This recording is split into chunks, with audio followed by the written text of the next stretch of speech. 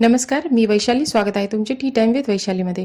आपण सर्व स्त्रियांनी कुठेतरी वाचण्यात, पाहण्यात, बघण्यात आलेले आहे की तांबूल दान करावे. तांबूल दान केल्याने मनुष्य पापापासून मुक्त होतो. सवाष्णी स्त्रीने तांबूल दान केल्याने पतीची उन्नती तर होतेच, त्यांना दीर्घायुष्य देखील लाभते. तांबूल दान एखाद्या मंगळवारी किंवा शुक्रवारी, पंचमीला, पौर्णिमेला करावं. तांबूल दान ब्राह्मणाला सुद्धा आपण करू शकतो. अशी मान्यता आहे की तांबूल दानाने पुत्र, पौत्र, सुख, आयुष्य, आरोग्य, सौभाग्य, धनप्राप्ती होते. नवरात्रीत, संक्रांतीला जेव्हा हळदी कुंकवासाठी आपल्याकडे स्त्रिया येतात तेव्हा आवर्जून त्यांना तांबूल नक्कीच द्यावे. कुलदेवीची ओटी सुद्धा भरावी. आता आपल्याला माहितच आहे की आपली कुलदेवी जी आहे त्याला वर्षातून एकदा आपल्याला दर्शनासाठी नक्की जायचं, आणि ज्यावेळेस आपण तिच्याकडे जातो त्यावेळेस तुमच्या परिस्थितीप्रमाणे यथाशक्ती आपण तिचे मानपान करायला पाहिजे. तर त्याच्यामध्ये तुम्हाला शक्य झाले तर ओटीचे जे सामान आहे त्याच्यामध्ये तुम्हाला माहितच आहे की सर्व ओटीचे सामान, साडी, चोळी, बांगड्या, नारळ, इतर सर्व साहित्य सोबत तुम्हाला तांबूल म्हणजे हा विडा नक्की ठेवायचा असतो. प्रत्येकाने कुलदेवीची ओटी भरावी. कुलदेवीच्या स्थानी जाऊन ओटी भरणे शक्य नसेल तर तुम्ही घरी देखील आपल्या देवघरातल्या देवीची ओटी भरू शकता. तर या जे ओटी भरण्याचं आणि तांबूल दान करण्याचं जे महत्त्व आहे, तर त्याच्यामुळे तुमच्या मनात कोणतीही इच्छा असू शकते, जसे नोकरीसाठी, नवीन घरासाठी, उद्योगधंद्यासाठी, संतती प्राप्तीसाठी, आपल्या मुलांच्या यशप्राप्तीसाठी किंवा इतर कोणतीही इच्छा असेल तर त्याच्यासाठी तुम्ही हे बोलू शकता, देवीची ओटी भरणे आणि तांबूलदान करणे. आणि इच्छा पूर्ण झाल्यावर सुद्धा तुम्ही देवीची ओटी भरून तांबूलदान करू शकता. आता याचे आपण धार्मिक महत्त्व जाणून घेऊया की भारतीय संस्कृतीत विड्याच्या पानाचे खूप महत्त्व आहे. मंगळ आणि शुभ प्रसंगी पानाचा उपयोग केला जातो. पूजा, अर्चा, विवाह, शुभ प्रसंगी किंवा करमणुकीच्या कार्यक्रमात सुद्धा प्रथम पान सुपारी वाटली जाते. आपल्या घरात एखाद्या कार्यक्रमासाठी जेव्हा सवाष्णी स्त्री जमतात त्यांना हळदी कुंकू लावून आपण पान सुपारी देतो. तर ही पान ज्या वेलीवर येतात तिला नागवेली म्हणतात. याच पानांना चुना लावून त्यात सुपारी, कात, बडीशेप, खोबरे, वेलची, जायफळ, गुलकंद, खडीसाखर टाकून बारीक रवाळ पदार्थ तयार केला जातो, त्यालाच आपण तांबूल म्हणतात. आता तुम्हाला मी संपूर्ण पुढे माहिती देणार आहे की हे किती तुम्ही बनवायचं, कसे दान करायचे, त्याच्यामुळे व्हिडिओ तुम्ही शेवटपर्यंत बघा. आता हे जे तांबूल आहे तर हे खाल्ल्यानंतर जीभ आणि ओठ तर लाल होताच, याशिवाय तांबूल जे आहे ते वातहारक, जंतुनाशक, कफनाशक असून मुख दुर्गंधी सुद्धा दूर करतो. पान सुपारीला मांगल्य व समृद्धीचे प्रतीक सुद्धा मानले जाते, म्हणून मंगल कार्यात याचा वापर होतो. पान सुपारीला पती पत्नीचे प्रतीक मानले जाते. पानाच्या विड्यात औषधी गुणधर्म देखील असतात. खोकला, त्वचा रोगांवर पचनशक्ती वाढवण्यास सुद्धा हा प्रभावी आहे.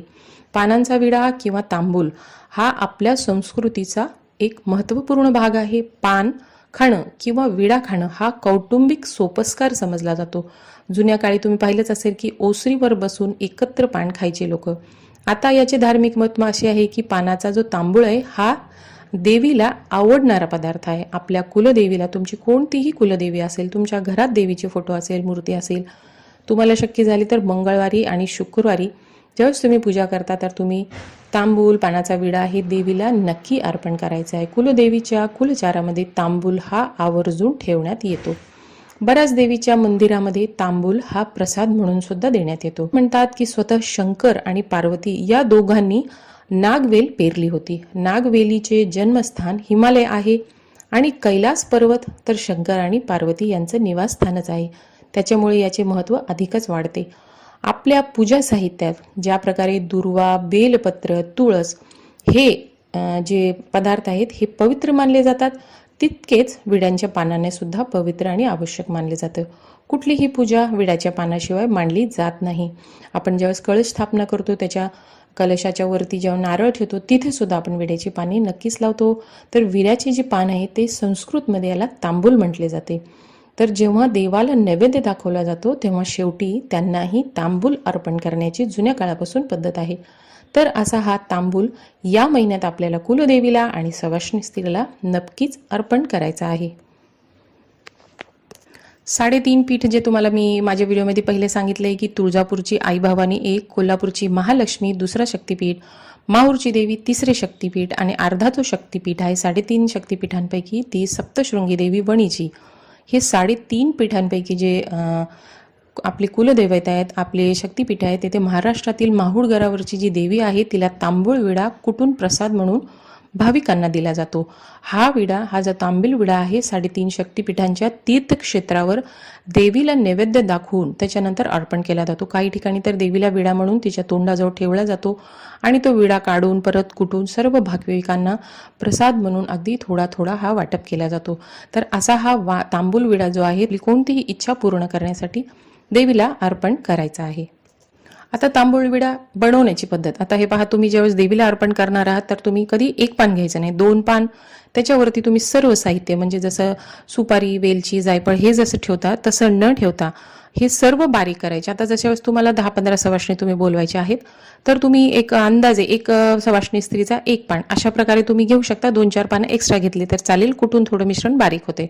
अशा प्रकारे पाने तुम्हाला स्वच्छ धुवून घ्यायची आहे आणि त्याला बारीक तुकडे करून तुम्हाला भांड्यामध्ये, मिक्सरच्या भांड्यामध्ये ते पाने बारीक करून टाकायचे। त्याच्यामध्ये एक छोटा सुपारीचा तुकडा, थोडीशी लवंग, 2-3 तुम्हाला वेलच्याचे दाणे, थोडेसे खोबरे, खडीसाखर, जायफळ, थोडंसं काताचा तुकडा, थोडासा चुना, आता हे सर्व पदार्थ त्याच्यामध्ये टाकून तुम्हाला रवाळ पदार्थ तयार करून घ्यायचा आहे। तर हा जो तयार झालेला पदार्थ आहे याला तांबूल म्हणतात।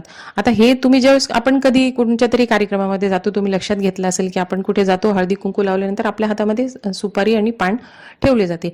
आता कित्येक वेळा असं होतं की आपण खात नाही, घरी आणून ते कुठेतरी ठेवतो। त्याच्यापेक्षा आपण हे सर्व पदार्थ एकत्र करून बारीक करायचं आणि जसं सवाष्णी स्त्री आल्या किंवा देवीला अर्पण करायचं ते बारीक करून हळदी कुंकू वाहून पूजा झाल्यानंतर किंवा बायकांना द्यायचं त्या हळदी कुंकू झाल्यानंतर आपण जसं चमच्यानी थोडा थोडा प्रसाद म्हणून हातावर ठेवायचा, म्हणजे ही सर्व स्त्रियांना खाल्ला जातो, इकडे तिकडे फेकला जात नाही। त्याच्यामुळे हा प्रसाद जो आहे तो संपूर्ण विचार करा की पूर्ण देवीला अर्पण झाला असं सवाष्णी स्त्रियांना आपण दिला, म्हणून हे बारीक करून प्रत्येकाच्या हातावर दिले तर खूपच उत्तम होईल। त्याच्यामुळे तुम्ही अशा प्रकारे तुम्ही 20-25 पानांचा, आता तुम्हाला 10-12-15 ज्या सवाष्णी बोलवल्या तुम्ही किंवा एकला द्यायचा आहे तर तुम्ही थोडेसे पान घ्या, त्याच्यात थोडं थोडं सर्व साहित्य टाका, त्याला बारीक कुटून हा पदार्थ तुम्ही तयार करायचा आणि देवीला अर्पण करा। सर्वात पहिले पूजा झाल्यावर आपल्या देवीच्या पुढे ठेवा आणि त्याच्यानंतर तुमच्या घरात सवाष्णी असेल, तुम्ही स्वतः खावा आणि सवाष्णी स्त्रीला हळदी कुंकू लावून मंगळवारी, शुक्रवारी, पौर्णिमेला, इतर कोणत्याही दिवशी तुम्हाला वाटेल असं तर तुम्ही हे दान करायचं आहे। कुलदेवीला जाताना सुद्धा हे तुम्हाला देवीला अर्पण करायचं आहे। तर ही तांबूल विड्याची माहिती तुम्हाला कशी वाटली? अशाच माहितीच्या संदर्भातील व्हिडिओ पाहण्यासाठी माझ्या चॅनलला सबस्क्राईब करायला विसरू नका। तोपर्यंत धन्यवाद।